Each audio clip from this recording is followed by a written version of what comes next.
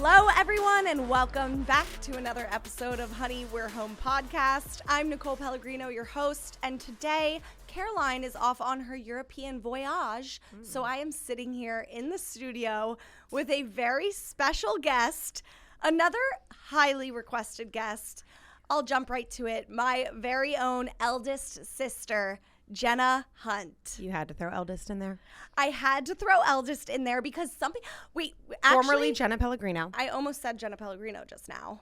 Oh, well. Instead of Hunt. I feel like sometimes I post you on my Insta and stuff, and people don't know if we're sisters or not. Because we don't look alike. So I also always will say same mom and dad because people are like, no, you guys aren't real sisters. Right. And we don't look alike. But people say we act alike. We act alike. We have the same mannerisms. Some people, when that was weird. We both really do.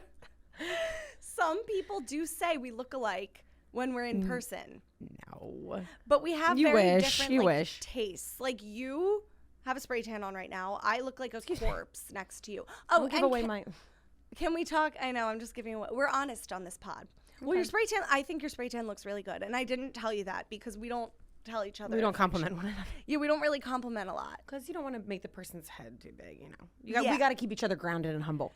We do. And if we compliment each other, it's such a sister compliment. It's like we're staring at each other and we're like, yeah, your skin looks really good. What are you doing? Yeah, like what is that? Tell me what's going on. Yeah. Yeah. That's true. It's very direct. And why does it look so good? Yeah. I talk about you a lot on this podcast. Do you ever listen? So sweet. Yes. I'm busy, but yes. Busy, but I told you I like the intro song opening. I want that intro song opening on my episode. I think you're the only person who likes our intro music. Well, so thank you. It's cool. It doesn't match the vibe of the pod because it's very like intense. 100% it does. I love it. It's like hip hop. Yeah, and it gets you excited to hear who's coming, what famous guest is coming on. Yeah. Okay, so Jenna has been one of our most highly requested guests. I hate to blow her head up and give her that. We had a record amount of questions for you because, I don't know, people just want to know about your life, being a mom, everything. Before we do jump in. It's a crazy life, which probably comes across on social media. So people are like, what's going on over there? It's a chaotic life. It's chaotic. Your makeup does look really good right now, by the way. Thank you. I do have to say. You're just saying that because we're on air. The juju is a little off because I'm on the right side. Jenna and I, if you're watching. A sister thing. We have the same side. And literally she was like, I'm not sitting I can't on be that. thrown off as the new guest on the show and sit on a side that I'm not familiar or comfortable with. And like everything in life, she gets what she wants first because you're the oldest sibling. You got the cool room growing up. Remember my penthouse suite at the top of the house that I painted all lime green? Oh, yeah. It was a humongous room, my own bathroom, private, on the third floor to myself. She had Nicole and Chris have always shared a bathroom growing up, boy, girl, co-ed bathroom. I shared a bathroom with my brother. That actually made no sense. But I was the queen up in her tower. And we had to, my room was directly sharing a wall with my parents. Yeah. I couldn't do anything. Jenna would I could do everything. Jenna would throw parties on the third floor and nobody knew. And I couldn't do anything. And I was always kind of resentful of you for that. Oh. But you would let me up there. I was always once in a while. Yeah. You knocked. The worst was like when you wouldn't, and I needed to be like included. Okay. So quick background about you. Who are you? How much older? We all know you're elderly than me. How much older? But I don't look it. People always think I'm the younger looking one. Yeah, like who the other day said like, oh, which one of you's older? All the time we get that. And it made me But I'm 34. Mad. You're 31. Almost 2. No. And such a bitch. So like 2 years apart. But I'm Jenna Hunt. I'm live in Annapolis, Maryland now with my husband, Ben, and 2 little boys. They are 4 and 2 years old. Callan is the older one. Jackson is the baby. And they're baby. The loves of my actual life. Oh, I thought you were going to say my life. But yes, yours too. And yours. And my husband is ready for number 3. Oh, we're jumping to that. Oh, yeah. I didn't know we were telling a person. Your husband's ready for number 3? Yeah. More than you? Well, I just feel like Jackson is now 2.5, and it's taken me 2.5 years to really, truly feel like myself again. And we're getting right to this. I just don't know if I want to go back down that hole. I kind of want to have a hot girl summer. I did mention on a couple episodes ago at this point, I forget when, how recently I said to you, one of those sister compliments. I was like, you're kind of in your hot girl era. Like, you look really good these days. What are you, like, genuinely, I was like, what are you doing? And you replied and you were like, it's the first summer I'm not pregnant. Truly. So do you feel like that it was the summer of Jenna. Like, it was the summer of Jenna after what literally felt like 2 full years back to back, pregnant, and then, nursing. It's a lot of dedication and time and effort. Last summer, were you pregnant? I forget. No, because that was my hot girl summer, but I want to have another. That hot girl summer was so much fun. I want to have a second hot girl summer. Well, so this is why people stop having kids at 2 sometimes. I also want like little mommy makeover surgery with some. Yeah, we want some tatas. We need some tatas. Well, because you and Navi were showing me your boobs just deflate like balloons. They deflate after when you kids. nurse children. And this is honestly, Caroline and I did a whole episode. If you were listening, I mean, your whole body changes, but this is like you really take a hit there for some of us. Yeah, this is one of the biggest topics that our audience likes to talk about. And those of you listening who haven't had kids yet are terrified of how your body will change after you have kids. You're just a different person. And you just become so. I want to dig into that for a second. We're not even going to talk about. We're jumping around. We didn't plan for this episode, by the way, guys. We're winging it. We're winging it. We've been drinking with our aunts all day. Our 2 crazy aunts from Long Island are out in the lobby watching this. We love them to death. I have about a total of 4 brain cells working right now, but that's okay. We have 1 brain cell shared together. Working together. And we got B12 shots in our arms. In hopes that they'd kick in by now. Yeah, we'll get to Wreck of the Week and stuff later because I do want to talk about this. You said you haven't felt truly like yourself. Is it because of just body or is it mental things? It's mental, physical, emotional, everything. So when did you actually start feeling like yourself again? Like last night. I mean, as you were slamming a tequila Jackson shot. is 2.5 years old, and I finally feel like I'm like back on my grind at work, on my grind at my F45, like just doing me. Like, they're now both a little bit older, so for Ben or I to watch them alone is a lot easier, so I can go out with like friends again and like do my thing and go on my bachelorettes or whatever it is. Finally, that's all back, and it's like, do I want to just do this all over again so soon? When you say do this all over again, do you mean like I have not had a kid yet? Yeah, the pregnancy, is it like when you have that newborn, do you feel like your body is just like there for the newborn? Yes, you're the cafeteria. The cafeteria. And they like to eat sometimes around the clock, every 2 to 3 hours, and you really you're still dedicating a lot. I mean, you're feeding, this baby. And did you ever like look in the mirror and be like, that does not look like me? Yes. For 2 years. So it's crazy because I still look at that and say that, but like, of course I can accept myself now and be content with myself and work towards, feeling even better. But I still say that. This just goes to show that it's crazy. And I get that. I'm not invalidating how you're feeling about that. But like, from my perspective, me and everyone else would always say about you, like, oh my God, Jenna, of course, looks so great pregnant. She's one of those that only has a stomach, like. Or you hear like, oh, what are you talking about? You bounce back right away. And it's like. Oh, the bounce back. Well, and it's like, you're like appreciative, like, thank you, but I don't feel, it depends on how you feel inside. Yeah. People think you look good, that's one thing, but how you feel is a whole nother ballgame. How you feel is how, Energy wise, do you have less of that after kids? I don't even know. Yeah. I mean, that's a whole nother topic. And yeah. 2 little boys. Oh my God, no one warned you about boys. Yeah. Girls, when they're older, run for your money. Boys, when they're young like this, on your toes at all times.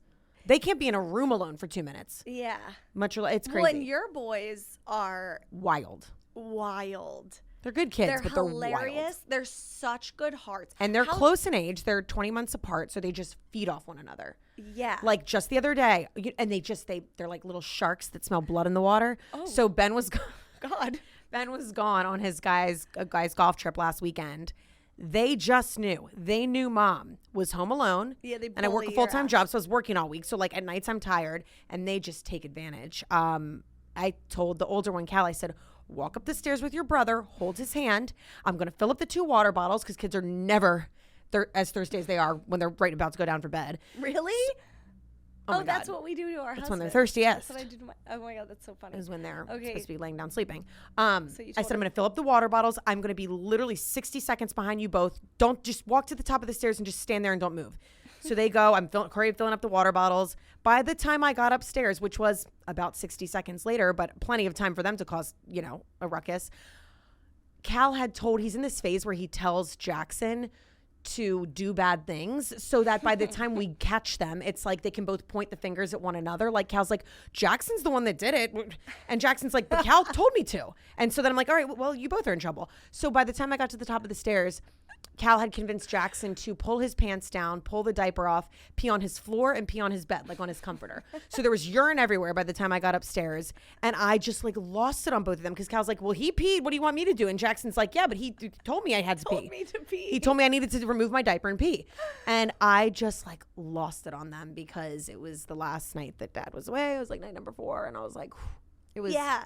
Well, they push your button. They do that. And we haven't started spankings yet, but I kind of started that night. I haven't even talked to Ben about that yet. I was like, never a better time to start spanking. I mean, it was a little tap. Are we allowed to spank these days? I don't know, but it totally shocked them. Like they were both like, you didn't. And then I did like a little, just to get their attention. Yeah. Yeah. Just to like listen, because they were giggling, they were not listening, and the more I yelled and raised my voice about the more they cracked up. So I was like, I'm gonna have to spank them. Well, and I will say, your boys are smart. They've developed quick. Why do you think they developed so fast? I mean, they started talking it. Because we've been reading books to them, like a million books a night since they were like 0. You have been reading a lot. Who reads more to them? Both now. Ben probably read to Cal a little bit more. Well, and one thing I will say, I think you and Ben always do really well with your kids, which I think has really helped with them. You're very charismatic with them, engaged, dynamic, energetic. Always. With them. And I think that's rubbed off on them. Well, yeah. Sometimes you're on your phone in front of your kids all the time. Yeah, but you're always thinking about that. And I think we try to be present and put our phones away because they notice. Yeah. They'll yell at you and say, actually, it's kind of sad now that they are a little bit older and more aware. If one of us is on our phones and they'll say, Mom, pay attention to me. And you're like, oh shit. Like, yeah. Oh, that's so sad. I know. Have you seen it doesn't happen all the time, but the Instagram reels that are like the reactions of the kids when the dad's on their phone? Yeah. So put your phone down. We do. We try. No, I'm saying that to like the listeners too. Oh. Before we move on from like the postpartum body thing, like feeling different, truly everyone was asking how do you look so fit and what is your postpartum routine, fitness and health routine, which before we get the answer to that was a little telling to me too, because I was like, oh my God, I felt so bad for all these new moms or people that are planning families, because you could just tell everybody's so freaked out about that. And they're like, how does she look so good? How do you have abs? How do you have leg muscles? When I posted one Instagram story and everybody goes, I need her Carrie Underwood leg muscle routine. I guess that's a thing. So what do you do for fitness? Now I'm doing like more consistently F45, but I go through spurts. Like I did a 6-month hiatus from F45 and totally forgot to freeze my membership, but that's a whole nother story. So I go through like, for 6 months I didn't do anything and then I get back into it. Now I'm back into it like 2 days a week, like F45, but I'm not that much of like I play pickleball and tennis with Ben in the summer. I try to golf a little bit, but nothing. I'm not like I can't sit here and be like, oh, I'm a runner. Yeah. I run every day. Like no, you have a Peloton. I've never done something like that. I really don't know. Peloton's probably used like 10 times in 3 years. This is Jenna. But this is Jenna. I just has a Peloton. But they say like your abs and everything is made in the kitchen, but I'm kind of a balance there too. Like I do what I want. I go ham on my Mexican food and margaritas on the weekends. Yeah, I've seen you. But during the week, I also try and I'm cognizant of what I eat and how much sugar I intake. But I also like, I let myself enjoy stuff. Like I'm not going to remove all the cream and sugar from my coffee because that's something I enjoy in the morning. So I do that. But then at the same time, like I'm trying to watch, I watch my fast food intake. I'll choose a salad when I can, like things like that. Nothing crazy though. I don't drive myself crazy. Yeah, no, you've never thought too hard about what you've eaten. I've seen you indulge multiple times. I indulge, but I'm not a big dessert person. More like chips, salsa, drinks, cocktails, that sort of stuff. Yeah, you're not a sweet tooth girl. No, never been. And I'll like house a cake. You're right a in big front of sweet tooth. No, huge sweet tooth girly. Huge. You go ungluten when there's sweets in the room. Reverse gluten. I'm like gluten-free for the most part, but then She's gluten-free on Mondays, Wednesdays, and Fridays, and then Tuesdays and Thursdays is a free-for-all. Jenna and my dad and my whole family make fun of me because like I'm like, oh no, I'm gluten-free. Gluten makes me feel weird. They know. Me and Caroline talk about gluten's the devil. I can't. And like Mike is devil. celiac. Well, you were enjoying the devil the other night. Well, I indulge in that. I dance with the devil. Yeah, I've seen it. I've seen you tango with the devil. Because when you bring out a really good like olive oil cake at Medusa, like they did a couple weeks ago for me, I'm not gonna say no to that. Or like the bread pudding today at that restaurant. But I don't think like I've had like friends in the past and stuff, like you can drive yourself crazy over like fitness and body weight and body image. You have to live life and enjoy yourself. You have to. Yeah. Well, also don't like kill yourself to. I do think our mother, I think we're those annoying bitches who are, my friends have always told me, you're like they're like, Nikki, you're one of those people with a fast metabolism. You're lucky. And I do think that's hold on. thing. I will say mom's always in the back of my head saying everything in moderation, everything in moderation. Like I hear her say that, which is so true. Like in my job, I'm on the road. So it's so easy to like roll through drive-thrus, but like everything in moderation. Everything in moderation. Mom used to always say. Have McDonald's if you want. Just do it in moderation. We were one of those houses growing up. We were an almond house. No, we were an almond house. Almond mom, almond daughters, almond kids, almond dogs. Everyone was an almond. Which if we unpacked that with a mental health professional, would probably be considered disordered Well, eating. and what did it do? Had an opposite effect and backfired because I would go to a friend's house and I would raid upon walking through the door, I might beeline it to the pantry and would raid the Coca-Cola and candy. So that was the issue. I would too. I'd be like, and I would go home and I'd be Madeline's like, Mom, house has sweets. Yeah. I'd literally be like, Mom, my friend Elizabeth's house has like, her mom leaves out little bowls of candy on the tables. And like, I down the bowl, I was like, and Elizabeth just walks past it and ignores the bowl. Like I could never, because we never had that in our house. That's the thing. It's like you always. I'm like, she has Cheetos in her pantry, and I ate the whole bag in one setting. We weren't one of those households where our mom would just like let us go rogue on sweets, and like it's like the kids who don't have a curfew. But like, mom was a nurse, so she just was super health conscious and no sugar. Sugar was kind of devil. For us. Sugar was a big no-no. Like our desserts after dinner, we would always get a dessert.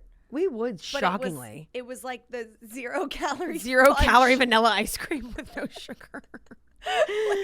like a Greek yogurt ice cream bar that tasted like Greek yogurt. But we knew nothing else except for which I can't make. As I sit here and make fun of this, guess what I buy? Greek yogurt ice cream bars, and that's the only thing the boys are allowed to have after dinner. So it just transfer over to your kids. I've seen you make your kids smoothies and label them as a milkshake one too many times, and your boys are brainwashed. Cal will be like, Mommy, I want a strawberry milkshake, and it's literally strawberries and ice and milk. Well, I know.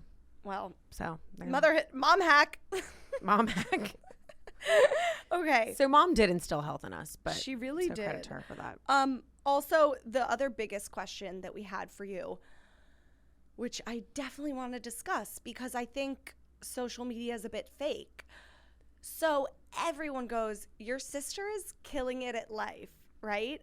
And they go, I'm a hot mess express.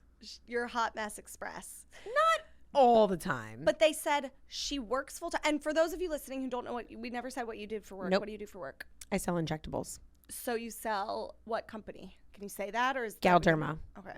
Galderma. So like Dysport, I just got my whole forehead injected yesterday. It hasn't kicked in, but I'm so excited. Well, don't say, okay, that's off label. Anyway, whatever. Okay. Well, what? I wasn't there. And then the lip filler, Restylane. Yeah, right? Dysport, Restylane fillers, and Sculptra. Which we both have a little of filler in our lips, but mine, I have way less. I think I have way less. You've probably been injected more recently than I have. No, I didn't get it yesterday, and I want to get more like in a month though, because it's been over a year. But anyways, you guys have heard us talk about fillers and talks on this pod enough. So that's what you do for work. Our whole audience wants to know, how does your sister kill it at life so much? She is, quote, balancing work and motherhood with such ease. How does she do it? Grocery delivery, and it takes a village of people and help. And grocery delivery, it's life-changing. Oh. Well, I'll be honest. I'm one of those people, I do actually really enjoy going physically to the grocery store and reading through labels, because that's just like, whatever. You like I like that? to do that. Yes. You and Caroline are very. Are you type A? I don't know. I need to take a test on that. I don't know.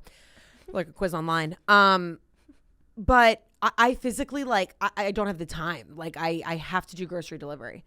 That's fine. But I wouldn't get by without the help of like our in-laws, and our nanny is like our saving grace, Amanda. Yeah.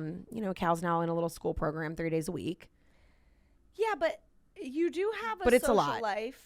And I think because I have like 90 customers or accounts, and then there's multiple people within the accounts. That's like, you're in that sales. keeps you. It's crazy. It's crazy. But also, I've always said you look like you're never working, which isn't the case. I know you work hard and goals come at the end of the quarter and stuff. But me and Mike always used to say, like, how does Jenna do so well? And you make good money, I feel like, right? I mean, we can say that. You work your ass off. You make good money. But it always appears that you're never working. However, I think you just have flexibility in your job. Maybe I just make it look easy. No, but like when we visit, you literally, or like these past 2 days. Flexibility. I mean, like you make your own schedule, which is huge. Because I can do like days remote at home. I can go, I go in the field a lot too. But I mean, you make your own schedule. You design it and you adjust it to fit your lifestyle, which is chaotic, but. Do you feel like you spend more time working or being a mom? What's kind of a sad answer, definitely working. I mean, especially throughout the week. Like I work 5 days a week, whether I'm, doing admin work at home or whether I'm out in the field making sales calls.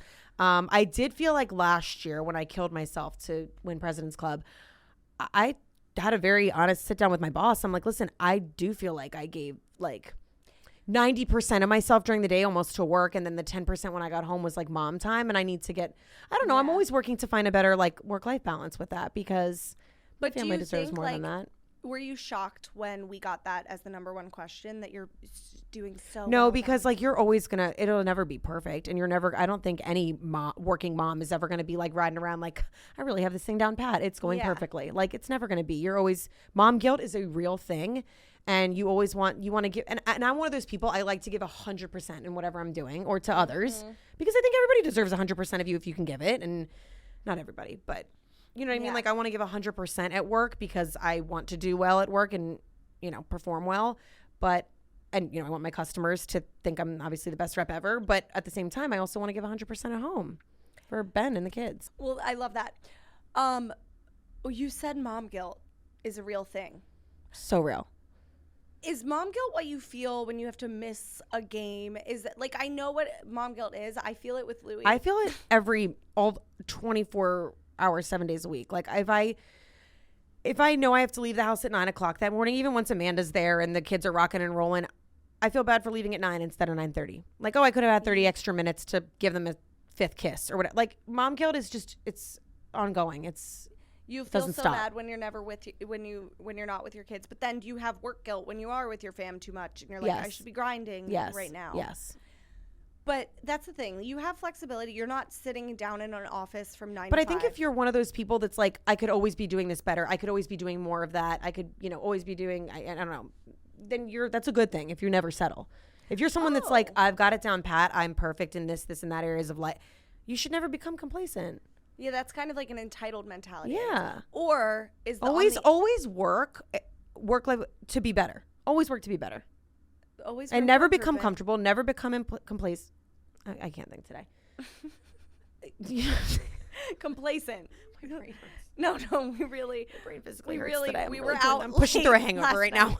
5 drinks. Pushing through a rough hangover. And shots at the end. Shots at the end of the night. No, but that's true. If always anyone saw me better. twerking it in the bar. Jenna was twerking in a bar in Hoboken. You just said it was intense. It wasn't that intense. I was doing it on my way out the door to head upstairs for bed. I did start telling, like, as if it was a story. Yeah, you were like, she was down on the ground on all fours. No, but that's true. Do you think that's a little bit of anxiety, that mentality, though, that you should never just feel enough? Yeah, probably, but I don't know. I think you and I have anxiety. I know. I'm probably undiagnosed and need some medication. Yeah, like we don't seek out professionals but we definitely do. Yeah. I think also that was a little bit of mom giving us that. I'm sure. Yeah, 100%. Also someone undiagnosed that probably should have been medicated. Mom was like, I'd be like, I'm going down the street to a friend. She'd be like, well, wait, how are you going to get there? Like, I think what time are you going to be home, Nicole? What are you going to go do? Yeah. Okay. And you have help. You have the nanny. You're close with your in-laws. Yes. Ben's parents, they live 15 minutes from us. They step up and whenever we need them, they're great. You have a very close relationship with them, I feel like, which is good because that's number one. They're amazing. Number one thing we get on this podcast is bitches be fighting with their mother-in-laws and stuff. Really? Yeah. Oh, no. Love my mother-in-law. Yeah, love. Yeah. And I'm very thankful for that relationship because I hear it every day. People can't stand their mother-in-laws. Yeah. Yours is very helpful. Extremely. You guys would be nothing. Well, and that's the thing. I'm nervous for me and Mike because chances are we're not going to live near, because they're in South Jersey. We're not moving there anytime soon. And we don't have our mom. So right. I'm like, what? Who? You need. Well, I think when we go on vacations and stuff, we'll still solicit the in-laws. Yeah. It'll just be like not as easy. They don't live 10 minutes away. Like that's you true. And Ben, I'll never forget the morning after my wedding. So, talk about a hangover. Oh, we were all dead. Mm-hmm. And you guys were so hungover. And I didn't Ben just like roll over and call the in-laws and was like, get the boys. Yeah. Come pick up our children. Once again, they smell blood. Like they're like, oh, why don't we wake up an extra hour early today? Randomly. You're like, you must know I'm hungover and sick. Yeah. Yeah. But no, I mean, we don't have it all together. Like there's a lot of times where like, our house is a mess a lot. Like sometimes I even have to remind Ben, like if the house is a mess or we're bitching about this or that. Your house is messy sometimes. I know, but I sometimes remind him, I go, it's okay. We're in the trenches right now. We have a 2 and a 4-year-old and we both work full time. Like it's okay to not be okay. You've always had that mentality. This is about to be a compliment. I have. Sometimes I talk him off a ledge and he's probably going to see this and be like, are you kidding me? Yeah. But really, I'm like, it's okay. Human. It's okay. Ben's my favorite human of all time. And it's easy to get like stressed out and be hard on yourself, which I am too. I'm guilty of. But sometimes you have to take a second, take a step back and go, you know what? Are we sleeping in warm beds tonight under a roof? Are my kids fed? Was I fed? I say sometimes to him, I go, are we waking up in a hospital bed? Nope, we're at home. And like, that's so true. Appreciate the small things in life. And it's okay. It's okay if there's black laundry's piling up and everything's a mess. It's okay. That's going to make me like cry. I'm going to cry. Even when like customers get upset sometimes, I'm like, it's we're not okay. Saving lives. Like, we're not saving lives. And, you know, this too shall pass. I want to tell them, like, everybody just take a deep breath. It's okay. Wow. Frame that. And you'll figure it out. You'll figure it out. And I always say when there's a will, there's a way. It's another one of my That's true. Something about Jenna, you guys, is she's always found a way at the last second. Well, she worries us like crazy. If Dad was here, he would definitely be chiming in. Dad loves this story. It's long story short. I always say that on pod. Like Jenna, 24 hours prior to Towson University, go Tigers, graduation, I was like literally not supposed to walk the stage or graduate. Figured out a way to get like 6 or 8 credits like in 24 hours and then walked the stage and graduated. No, legit. My parents were freaking out. My dad was like, our daughter's not going to graduate college. She like partied. My dad's always like, she majored in beer pong. But this is why I think you work in sales, because like at the last second you'll hit your goal. Loco, Pom. Four Loco. Oh my god. Those were in when I was in college. 4 Locos crack. Death cans, yeah. Death cans. Death in a can. No, but like, yeah, you literally weren't supposed to graduate, and then at the last second, like, found some random internship. This woman gave you an internship. I don't know what you persuaded them to sign off on my. Chris and I both, our younger brother Chris, we love him, the angel. We'll have him on one day. He's a urologist, so male fertility things. We'll have him on to talk about. But him and I were always like a little more like planning ahead. You know what? I run my life on last minute. Like I don't pack till last minute. Like until I'm completely under pressure, that's when I work my best.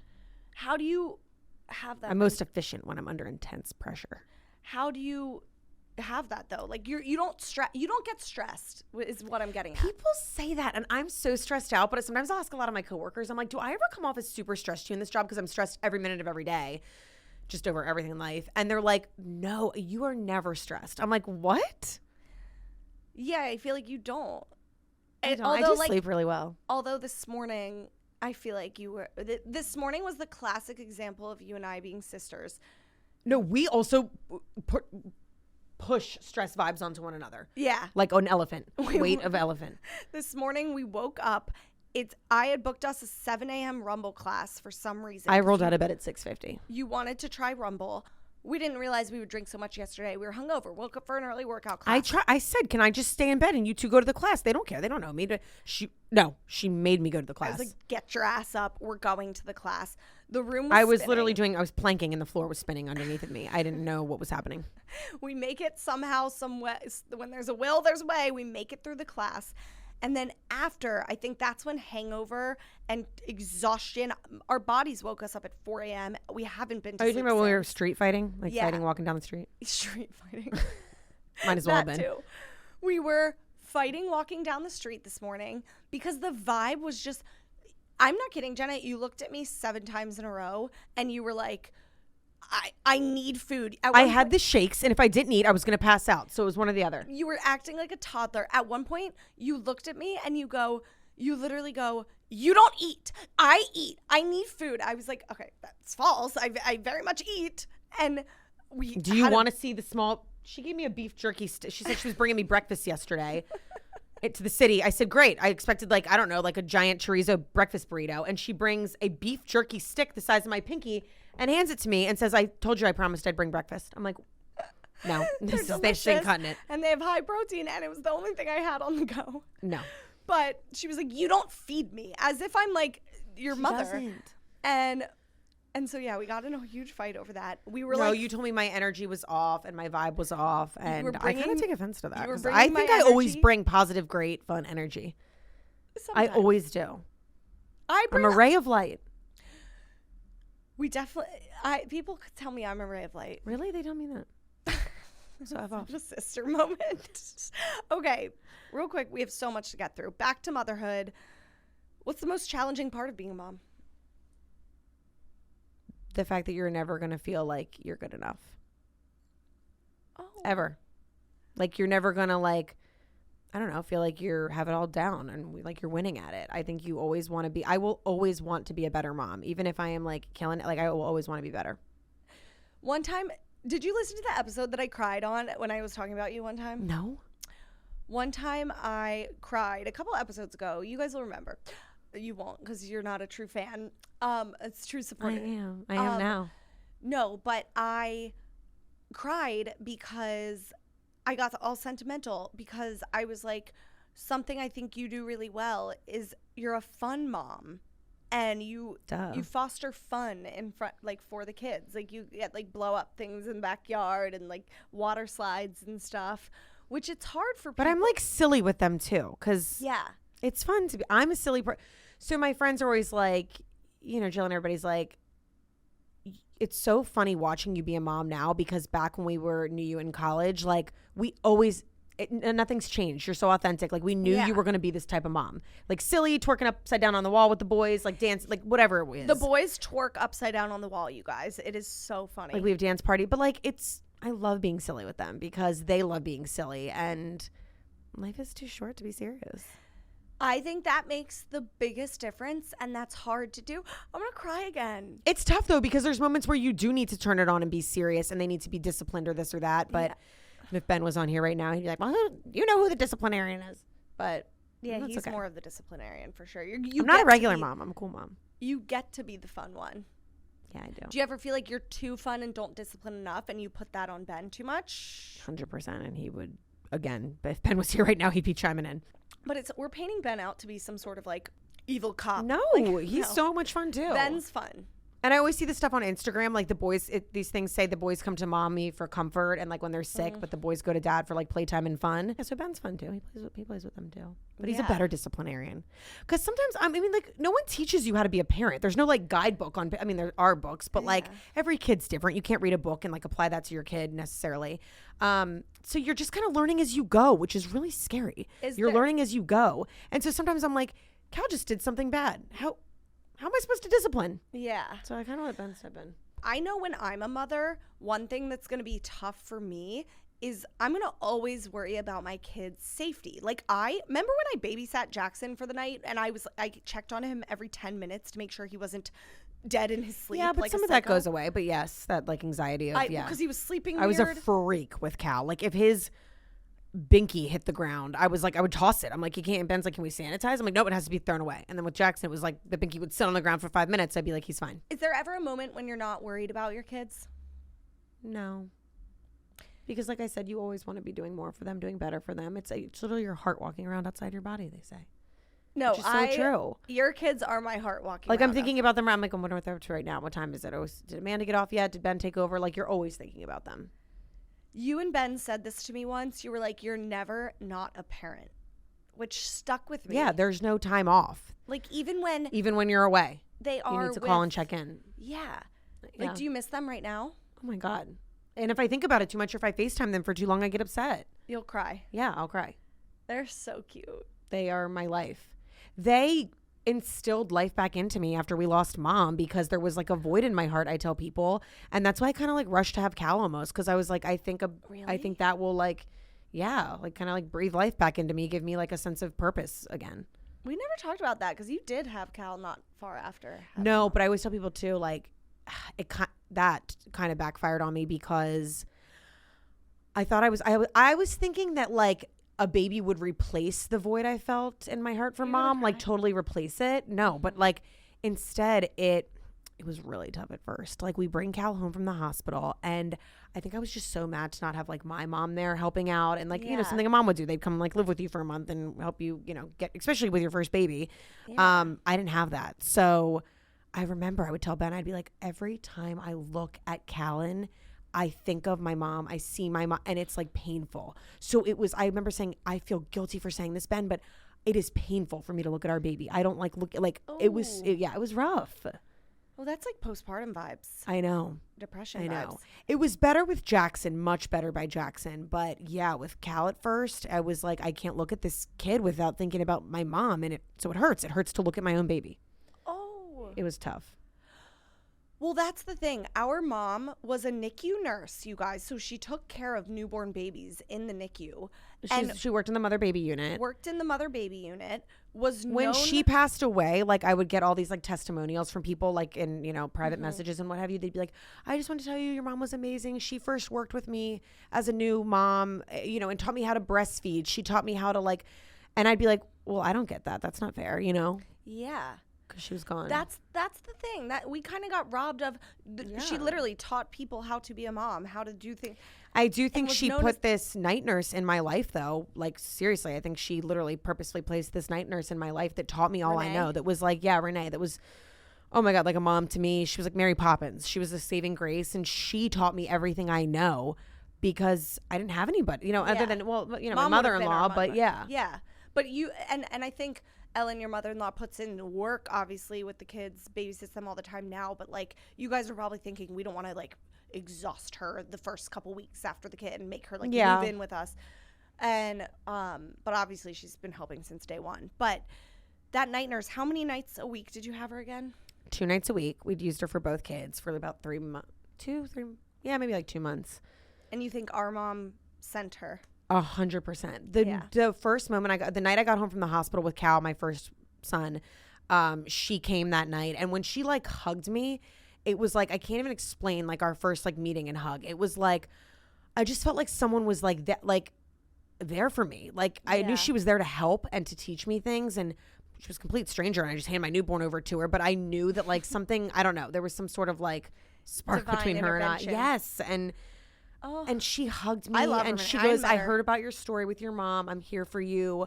And she held me and hugged me. And I said, I'm bleeding on my C-section. And she's like, honey, and she walked me up. She made me hot lactation tea, sent me off to bed, like put me in my PJs, sent me to bed, and was like, you rest tonight. And was like rubbing my hair. And even her touch, I was like, this is heavenly. Renee's an angel from heaven. And that night, oh my God, she used to, I mean, Cal would like cry as a newborn on the nights she wasn't there, and it was Ben and I doing his baths and taking care of him, because Renee, like, oh my gosh, she loved it. Wow, I forgot about that. She'd give the best baths and like little baby massages after his bath, and he would sleep. Oh, she was a swaddle king, like, and like swaddled even like nobody's just business. As the kids get older, do you ever just find yourself being like, I wish I could go to mom for questions? All the time. one of our mom's best friends, would've been such a fun Sally, grandma. Sally's daughters, who were like a couple years older than you and I, were always like, oh my gosh, like raising kids, your mom was so helpful. We felt like we could call her in the middle of the night and ask her like, if we couldn't reach our pediatrician. And she always had not only like an answer, but the right answer. They were like, your mom was truly a baby whisperer. And I'm like, great. Wish we had that. Life's not fair, but you have Life's me. Not fair. Oh yeah, why didn't I remember that? Can't wait to call. To give it, but actually, can you just compliment enough about you for a second? Switch over to me. So here's the thing. I'm the guest. Am I a good aunt? I know. You are when you want to be. Like when you're on, and then sometimes you're in La La Land filming content or doing makeup or whatever it is. And my boys are like, Nay, come play. When I'm there, Jenna, I really think I'm the best aunt ever. You are a good aunt. And they do think you're fun. Yeah. They're obsessed with me. Cal, there was a point in time when I raised Cal. Cal would only come to me. He wanted me over you. Maybe for like a day. No, for when he was like baby. But Dad and I always say though, you can tell you don't understand motherhood and what it takes and what it's like, because I'm still traumatized. I was just telling our aunts about this earlier today. When we went to the Renaissance, I could have strangled. When we went to the Renaissance Festival, and you were ripping me a new one, telling me, hurry up, we need to get out the door, we need to get there, telling me to be there by a certain time. And Ben was traveling he was away that weekend. I was on my own with you and Dad just sitting there making comments, but not offering any assistance or help. Dad did, not you. I just had this second baby, trying to figure out how to balance, but I'm packing like the stroller with the multiple stroller seats and attachments. And then I'm packing like Jackson's bottles, his formula, Cal's snacks, both boys' binkies at the time, both boys' diapers and wipes, but like packing up our lives to go to this. And she's like, why are you still not ready? And I could have just, oh my God. And I looked at Dad, and Dad goes, she doesn't understand yet. I go, but Dad, she needs to have more empathy, and she needs to force herself to understand. Okay. In my perspective, I remember helping. Actually. You don't even understand really what I did for your wedding as a 3-week out post C-section maid of honor. Oh my God. You want to talk about an Olympic sport? I was like juggling both the kids that morning. You were like threatening my life. Like, if you're not at the hotel ready to be in the bridesmaid suite by 6 a.m., I'm going to kill you, and I'm going to get the text from you, and you're going to have that. And I'm like, oh my God. And I was like literally like nursing the baby. And then I come to the bridal suite, and I'm having to like pump myself the entire time, store the breast milk into a cooler. Ben would come every couple minutes by the hotel, pick it up in the cooler, because he was in the wedding too. It was just so much. And then like the older Cal was in the wedding, so I had to like get his tux right. Oh my God, I never want to go back to that time in life. I don't want to go back to that time in life. It was so stressful. While doing my maid of honor duties, while having you scream at me. Well, here's from my perspective. There's a common theme with both of those events you just mentioned, the Renaissance Festival and my wedding, both equally as important to me. If you know me, the Renaissance Festival in Maryland is my Super Bowl, you guys. This is my wedding. The Renaissance Festival might be right up there with my wedding day. That's weird. I just love the Renaissance Festival. It's a childhood nostalgia. You really always thing. have. Because remember once that time that card reader told you have an old soul? Yes. I feel like you belong at the Renaissance Festival. In like a fairy suit. I might like literally move to the Renaissance Festival. I'm like a bar wench. Ew, I was gonna say like on the jousting team or something. Not a bar wench. But anyways, you don't have the boobs to be that. Say that again. You don't have the boobs to be that. I could more so see you jousting on a horse. Okay, a common theme here. Look at the way you're dressed. I'm sorry. What do you mean by your that? Cargo pants with like, I don't know. Anyways, move on. It's called trend, basic bitch. Get to know it.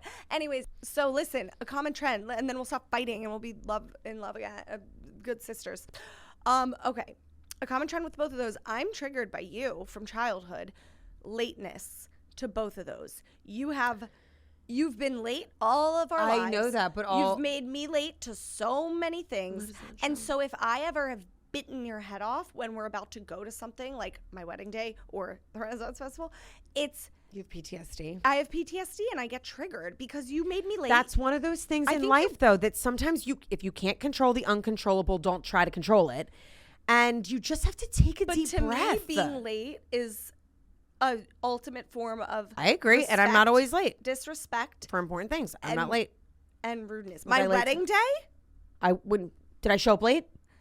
To the It was a stressful day. I was the bride. I It needed was all of stressful, you but I guys there wasn't on late. time because the makeup and hair people were like, And I they got must. there on time. Pump parts and all. I probably threatened you because I was scared you weren't. I didn't know where my baby was. Okay. No, but I remember being helpful. I've been a good aunt. I've been a very good aunt. Yes. I mean, literally, like, I'm a good aunt to Louie. Let's talk real quick about Ben. We love Ben. We love. How has Ben been adjusting to 2 kids? I mean, Ben's kind of a natural. Like, Ben's always done, like, he's Ben's like Tom Brady. He does everything, like, perfect in life.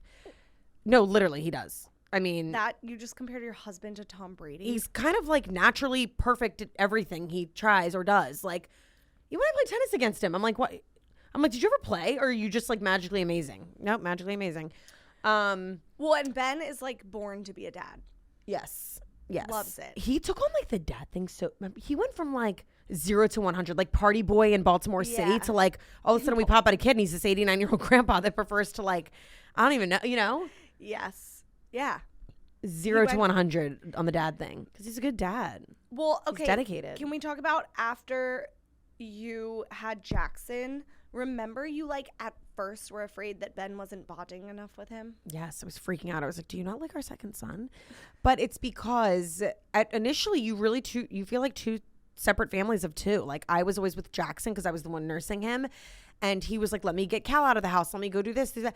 And they couldn't bathe together initially. We had separate bedtime routines. Like, we'd like wave to Cal and Ben in the hallway. I'd be like, hey guys, like, haven't seen you all week. Like, but Ben was always with Cal and I was always with Jackson. Yeah. So I just remember you being afraid. You being like, my husband's not bonding with my second kid. Yeah. But now, like, obviously, we're obsessed. they're bonded. They're bonded. Do you have a favorite kid? What kind of question is that?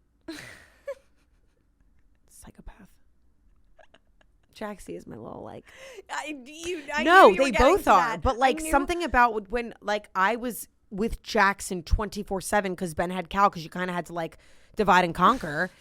And we just formed this bond. And much more so than Cal, Jaxie still is and always was mama's boy. He's very much mama's boy, almost too much. But I love it. Cal and I have a special bond because I was there for more of his growing up. That's true. But I think I do think we need to give special attention to Jaxie because he's the second kid, the middle, gonna be the middle. I know. I think he gives middle kid vibes. He's already given Middle kid vibes. energy. And they need a little extra special attention. They do. And we all know. He needs it. He needs it. All right. How has your relationship with Ben changed after having kids? I think it's like such a nice thing to watch, like, the person you love more than anything in life, like, become a mom and a dad, and, you know, see that in one another. You grow to love them even more so. The kids bring you together. But at the same time, we just had this talk the other night too. I'm like, you have to be very, like, cognizant and like, you have to make time and prioritize, like, just the 2 of you time. Like, yeah, because it gets so lost in the shuffle. We are so freaking busy during the weeks, and we haven't even added in, like, kids running around kids to 3 different sports a night. I mean, we do a little bit with Cal's T-ball, right? Like, but, you know, they're not at those ages yet, so it's probably going to get even busier. And if we add a third, it's tough to, like, we, like, start off Monday, and then by Friday, I'm like, have I seen you all week? Or are we just kind of, like, being roommates? You know what I mean? And so we really have to, like, be mindful, like, let's make time with no cell phones, no work, and when the kids are down, to, like, talk and have adult conversation that's uninterrupted. Yeah, well, and I feel like when you had just Cal, the first kid, you guys were able to do things together, like bathe him together, do bedtime together. You would read books to him together, right? Like, yeah, a lot of stuff together. Now you divide and conquer, so you don't even get to spend that time together. We go through stints though. We'll be like, let's really try to do, like, an ongoing, like, you know, rotational, like, a date night. Yeah, like, where his parents can come over and like, we were trying to do it every Tuesday for a while. That kind of got to be a lot, but, like, why even Tuesday? Like once or twice a month. I don't know, just like Tuesday nights, like, just to get out of the house. And I love a weeknight. Whether it's like going to play pickleball up at our club or going out to dinner, like, just something where we can spend, again, like, quality time together, uninterrupted, no cell phones, no kids, no work, nobody, customers calling us, whatever, and just, like, catch up, get to know each other again. What's your favorite type of date to do? The 2 of us? Yeah. I know what it is. What? You guys like sports. We love sports. Tom Brady and you. We are so sporty. Okay. Okay. We really are. No. Okay. Like chill. we like because we're both very competitive people. So I think our way of flirting is like being super competitive and threatening each other. Like Ew. that's our way of, Ew, have you seen it's our twisted way of flirting. Have you seen the Challengers movie? No. You're Zendaya and the two guys. It's our twisted way of flirting. We Yeah. we love to compete against each other. Yeah. Like But I've also said we need to start adding game nights. Like how cute and fun game night. No, game you copied night. that Like from me. let's play. You know I'm obsessed with games and cards and all that. I'm obsessed. I will die on this hill. You copied that from me. No, I'm a bigger gamer. I'm a bigger gamer than you. I'm a bigger gamer. Because I have a more focused attention span. Oh, and that is one thing Jenna and I cannot do together. I mean, we can, but Can't do what? play games. Oh no. Do you remember that night that me, you, Mike, and Ben at our old townhouse in Deep Creek Village played that game? And we were like the cards. And Mike was like, Jenna, I've never seen you. Like we were in such a fight. Me and you? Yes. Because there was one where and I it think was I me threw and a freaking hissy fit, to say the least. Yeah. This happens every time we play. One time we were playing tennis in the Hamptons. And when I threw the racket at your face. And yeah, you hurled a ball and racket at my face. I would have been I think you were cheating. Seriously I think you were injured cheating. if this hit me. No, we just get very competitive. We're and can't very play together. competitive. But then there's times when you and I will gang up. If we're on the same team, it's good. Oh, it's like a powerhouse. Yeah, it's Yeah. extra high energy vibes. And then if we're not on, forget it. But we've gotten bad before. So yeah, you guys are like Tom Brady, and you play sports together. Mm-hmm. And didn't you said something about always dating, always flirting? Oh, I like saw this thing and it like stuck with me. Yeah, I try to keep it very flirty and fun with us. Kind of, I'm fun with my kid. Like I was saying, I'm silly with the kids too. But I mean, I think it's important to always date that person. When you are first dating, you are in such a honeymoon phase people talk about, and then that can fade. Well, there's no rules. Who said it had to fade, the honeymoon phase? So like always be dating, surprising them. Like I'll send him like a flirty little fun little text once in a while. Like I don't know, just something out of the blue that's like I keep it fun. Do you send sex? Excuse me, we are on live air. In public. I always like forget that guests that come on, like you and Mike, have to like remain you have like real jobs. Yeah. Like, okay, wait. Reputations to uphold. I'm like, do you sex? I'm a mom now. Yeah, you're like, did you send nudes? Like, wait, also, just keeping it fun and flirty. Like you can just continue to date them. Do you guys ever get into arguments over like being parents? And if so, what's it All the about? time. All the time. Like, what's your biggest? Not arguments, but like bickering, or you're like trying to figure something out or get something right. It's normally for the betterment though of like our family. Like the other night we came upstairs and he's like, hey, I'm happy to continue to do bath time, but instead I think I like jumped on my work iPad and I was doing something while I was bathing the kids, so that by the time it was done bath time, the kitchen was still a mess. And he's like, do you mind if like I'll still bathe the kids, but like can you tidy up the kitchen while I'm doing that? And I'm like, oh yeah, sorry, I didn't tonight because of what, but like yes, that's a deal. You guys do a good job from my point of view of sharing responsibility. You have to. That's something, because just one person will get burnt out, and I don't want to see Ben get burnt out, and he doesn't want to see me get burnt out. That's not healthy for anybody. You don't want to put it on the other person. No. Like some of us, like even me, you know how Mike does so much? Oh my God, 98%. No, he does not do.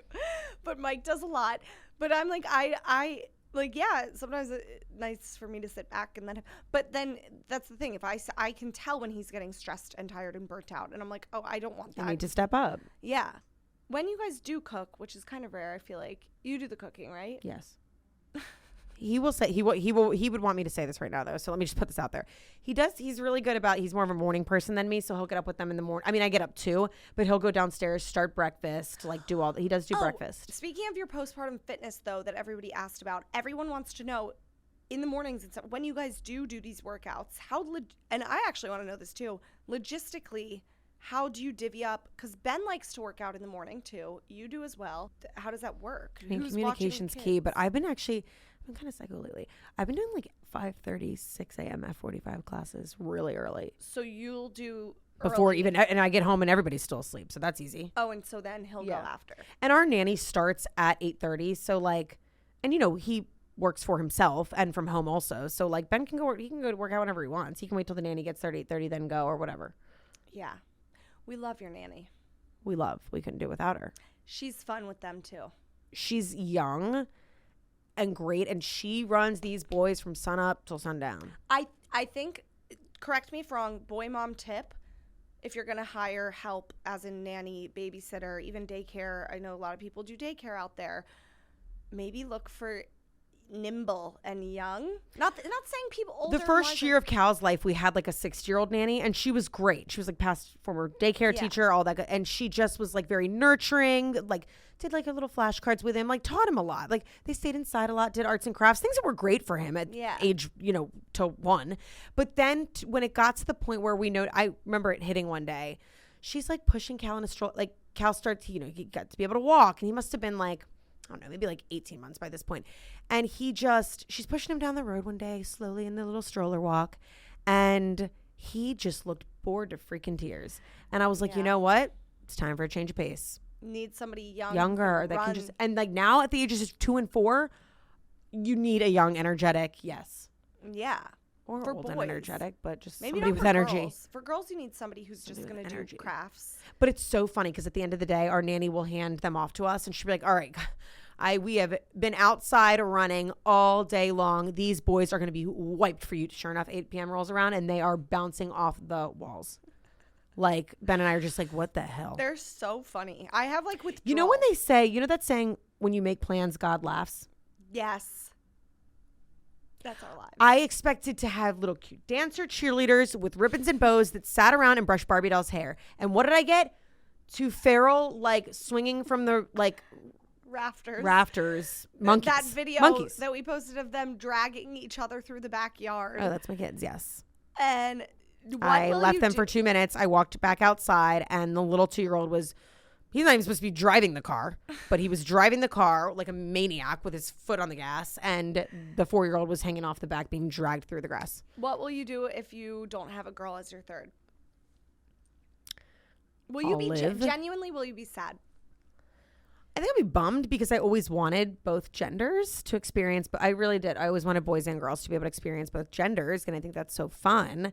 But, and also the thought of like 3 boys is like, I always say no one should have 3 of any gender. Like 3 girls, like it happens, but like 3 boys is a lot and 3 girls is a lot. I'm getting boy mom energy. Oh God. Okay, quickly, we have to speed through the rest because time is of the essence and we're going to get kicked out. Just for being the oldest sibling, do you have any advice for a younger me? Somebody asked that. For you? Somebody said, do you have advice for a younger Nicole? Always let me lead by example and, let me be your role model. Follow in my footsteps. Follow in your footsteps. I mean, things seem to be going pretty well. Stop. You're putting on a facade. Life isn't perfect. No. You're putting on a facade. Advice for you. Always believe in yourself. Thanks. No, never. Oh, I like this advice. Are you ready? Every day you should do at least one thing that makes you uncomfortable because that helps you to grow. And you should always be growing. You're giving like motivational coach. That's why we're here. Life coach. That's why we're here. Always do at least one thing a day that makes you uncomfortable. Step outside your comfort zone, your box, and that's how you grow. You're never going to grow if you like this stay podcast. Inside your comfort zone. Every time I freaking get on this microphone, it's outside my comfort zone, okay? Oh. Okay. Going through life and just like the tough times, like when mom died and stuff, I've said on the podcast before, Chris and I sometimes have been able to kind of sit back and relax and let you be the older sibling.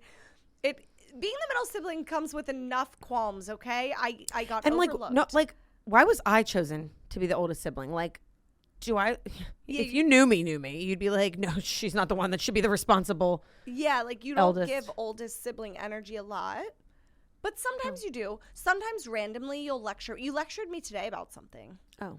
Good, or like because I care. About well, sometimes I do feel like the mom. I kind of felt like literally in the moments that like mom was. You can say dying.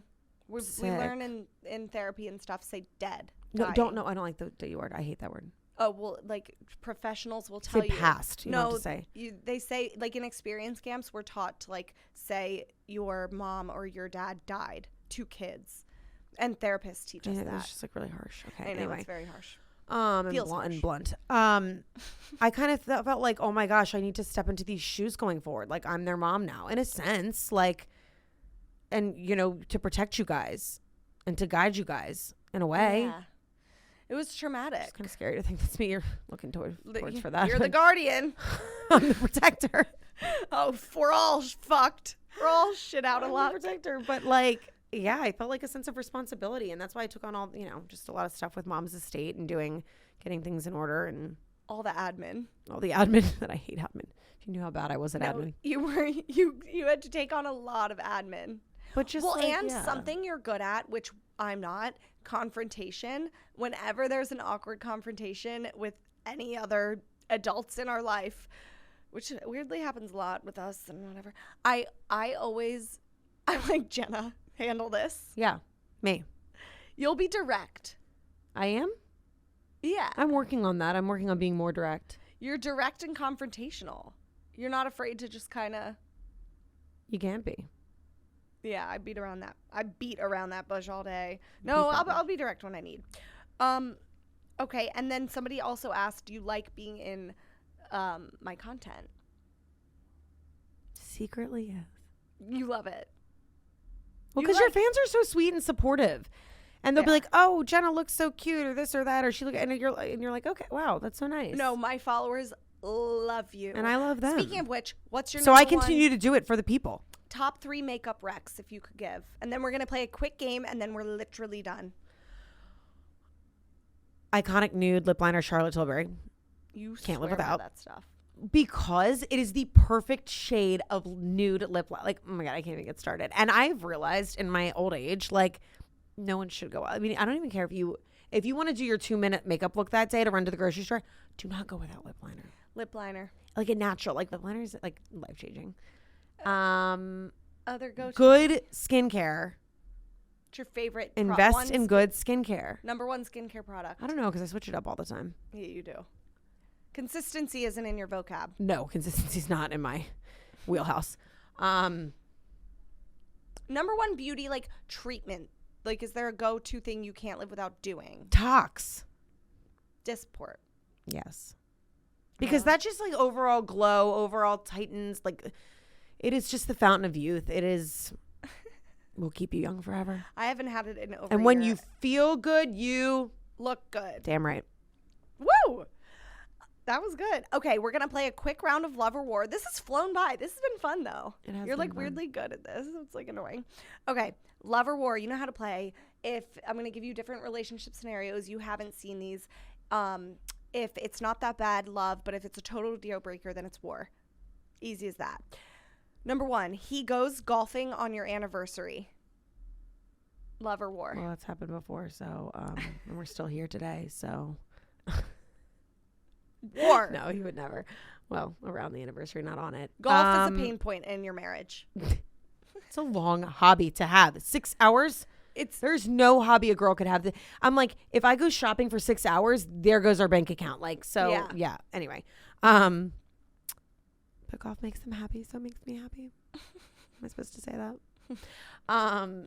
War. We like cruise. I made a video about it. Oh, like hypothetically, if you went golfing on our anniversary, war would break out. I made a video about how Mike and Ben will just like disappear. They left us with like the newborns one day. Oh, and like Ben says, like on the course, there's no service. I'm like, how convenient. So on the course, you're gone for 6 hours, unreachable. Mike calls and goes, wave to us. We're on the 9th hole or whatever. You can see us out your window because you guys live near a golf course. And we looked out the window and flipped we were so mad. Ben's thing is also like, it's not good golf etiquette to like only play 9 holes. You need to be doing 18. I'm sorry. Men will think of any excuse to stay out there longer. That's like me being like, it's not good etiquette to go to the nail salon and only get a pedicure. You're supposed to sit and get a manicure as well. They gaslight us. Okay, love or war. He and your sister run off to work out together and then go to a lunch or coffee date while you're stuck at home taking care of the newborn. Some weird shit. But no, yeah, you guys have worked out together before. But. No, yes. Remember on vacation, I was like, Ben, let's work out together. No, but Not because I care that you two are together, because like, screw you two, get home and help me. and you were just like, what the fuck? I want to work out. Yeah. No, remember, I will never forget for Chris's wedding, we're in California. Our family has some like weird fixation with Earth Cafe. And me and Ben and I are like, oh, let's go to Earth Cafe and like pick up breakfast for everybody. But we walked. It was in beautiful downtown San Diego. We walked to this Earth Cafe. We're kind of you guys had quite a you guys had a morning. We're I remember. taking our time. We were getting food for everyone, but like we were sitting there sipping our boba teas, like chatting. And no, I'll go home and kill him for this as soon as tomorrow. And was it Cal or Jackson? I don't know which one but one of your babies, you strapped in the baby wearing thing, and we see you walking down the street from afar, angry. You have one. I think you had both kids at the time. You had one in the baby wearing thing, one in the stroller, and you're coming after us. You see us enjoying our merry morning. Oh, no. You're stuck with the kids. And you were pissed, and we were dying laughing. Ben was probably more relaxed than ever. We were dying laughing because you were so mad. You were like, what the fuck is this? You two are war. The answer is war. Okay. He tells you he wants to quit. My sweatshirt? Yeah, it says New York. Where's it from? South Moon.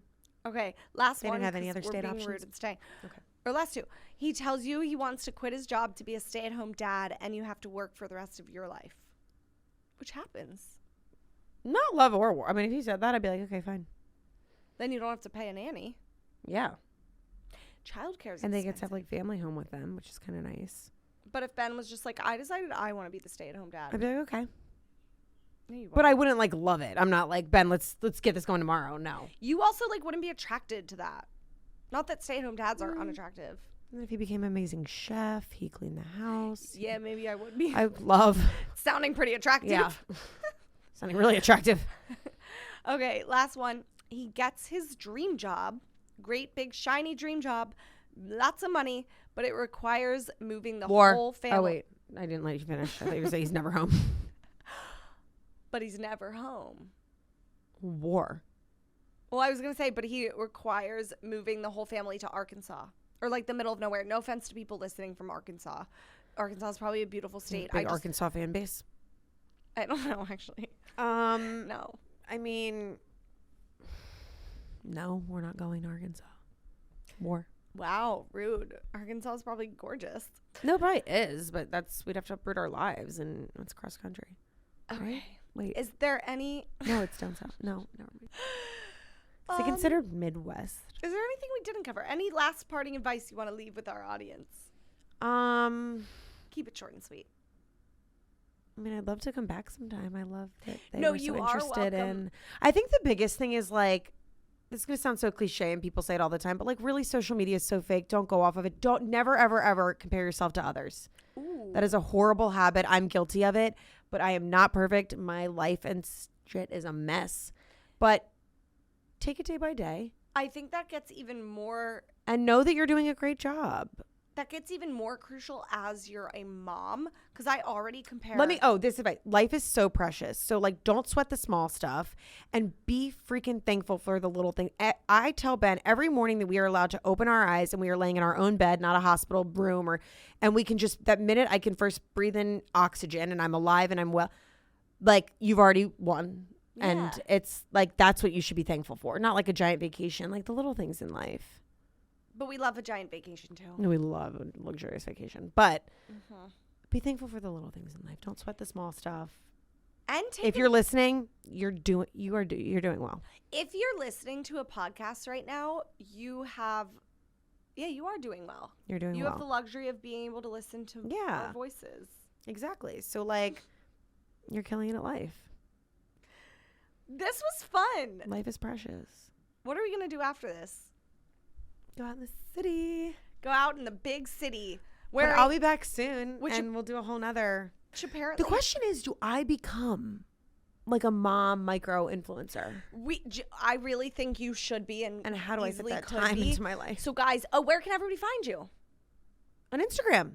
What's your handle? I'm a good Instagrammer. No, you're a fun follow. Jenna Hunt 3. Do you want people to follow? follow No, I'm a fun follow. Okay. Oh, you will never get bored of seeing like the shenanigans my kids pull. No, that I go viral. I like pimp out Jenna's kids on the internet without asking because they're so funny. I'm a good follow. And I consider myself a good follow. yeah, because your kids are so funny. I miss them. We're going to go FaceTime them. Thank you guys for being so interested in not only having me, but like I think the questions we had submitted were amazing. There were so many of them. I love that. I want to talk to them more and know more about them. Your followers. Are amazing. They're amazing. And they're badasses. You guys are killing it. Badasses. Badass women. Even the intelligent like questions they were asking were like. They were so good. Insightful. Yeah. I love that. We'll do a follow-up on the gram. Yay. And we'll have you back on. Yay. Caroline wants to be on too. Yay. I want to sit with you, Caroline. Okay. Mwah. Love you guys. Mwah.